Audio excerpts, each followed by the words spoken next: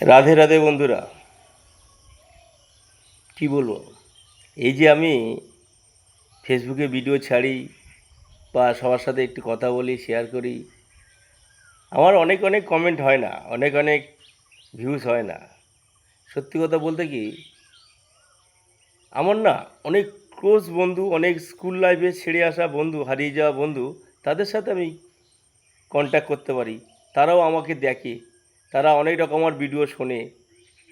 তারা যদি দুটো হয়, 40টা 50টা 60টা বন্ধুর মধ্যে যদি দুটো হয়, ক্লাসমেটের মধ্যে যদি দুটো বন্ধু হয়, আমি তাদের জন্যও ভিডিও করি।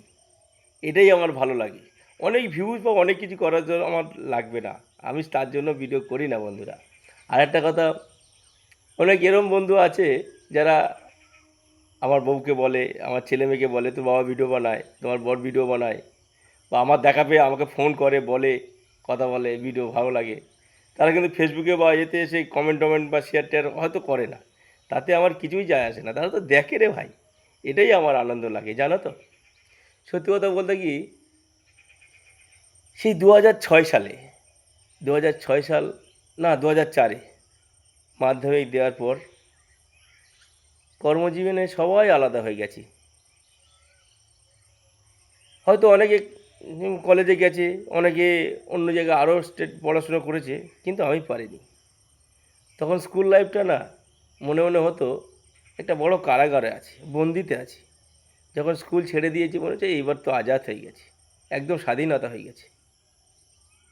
কিন্তু কখন যে আস্তে আস্তে সংসারের খাঁচার মধ্যে ঢুকে গেছি,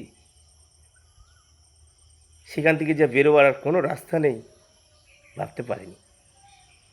তাই তাদেরকে খুব মিস করি, যাদেরকে স্কুলে একসাথে অনেক হই হই করেছি।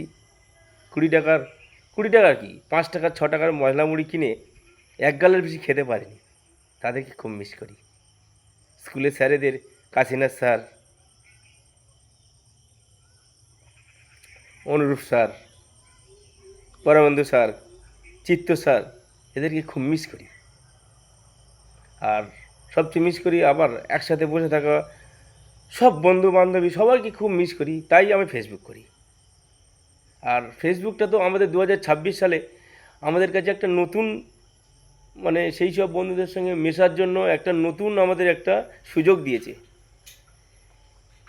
এই ফেসবুকের মাধ্যমে তাদের সাথে তো কিছু অন্তত কথা বলতে পারি। অনেকে জানো তো চিনতে পারি না, অনেকের মুখ দেখলে বুঝতে পারি না, কিন্তু সে আমার ডেকে বলে, এই গোপাল কেমন আছিস। এরকম হয়েছে। এই যেমন কালকের ধামুয়াতে হলো, একটা ছেলে, ওর নাম তারক, আমাকে ডাকলো, আমার কথা অনেক কিছু শুনলো, কিন্তু সত্যি কথা প্রথমে আমি ওকে চিনতেই পারিনি। এরকম অনেক হয়েছে। কি বলবো, স্কুল লাইফটা না আলাদা লাইফ। যে হারিয়ে এসছে সে বুঝতে পারে, যে ব্যবহার করছে সে যায়। যে এখন স্কুলে পড়ছে সে কিন্তু বুঝতে পারছে না। সে জানে স্কুল থেকে যাব আমি, কখন বেরোবো, কখন অন্য কিছু করবো, কিন্তু স্কুলে আসবো না। এক সময় আমাদেরও মনে হয়েছে। স্কুলে খেলাধুলো খুব মিস করি। আর আমি খুব এমনিতেও সবসময় এরকম ফুর্তি থাকি। যাই হোক, কালকের আমার একটা বন্ধু কমেন্ট করে, আমার একটা ভিডিওতে কমেন্ট করে বলছে, ভাই তো স্কুল লাইফে একটা নাটক করেছিলিস। সেই নাটকটা ডায়লগও বলে দিচ্ছে, মানে সে তাহলে কতটা মনে রেখেছে। সত্যি বলছি, নাটকের নামও বলে দিচ্ছে। আমার তো এইটাই তো, ফেসবুকে ভিডিও ছাড়া এটাই আমার স্বার্থ। কোনো ভিডিও তো দেখে আমার ভালো, কি বলবো, ভাষা নেই। সবাই ভালো থেকো, সুন্দর থেকো, ভিডিও দেখো, শেয়ার করো আর কমেন্ট করো, কোনো অসুবিধে নেই। তাতে আমার কিছুই যায় আসে না, আমি তাতে মনে করি, কিন্তু দেখো, দেখো, এটাই আমি খুব খুশি।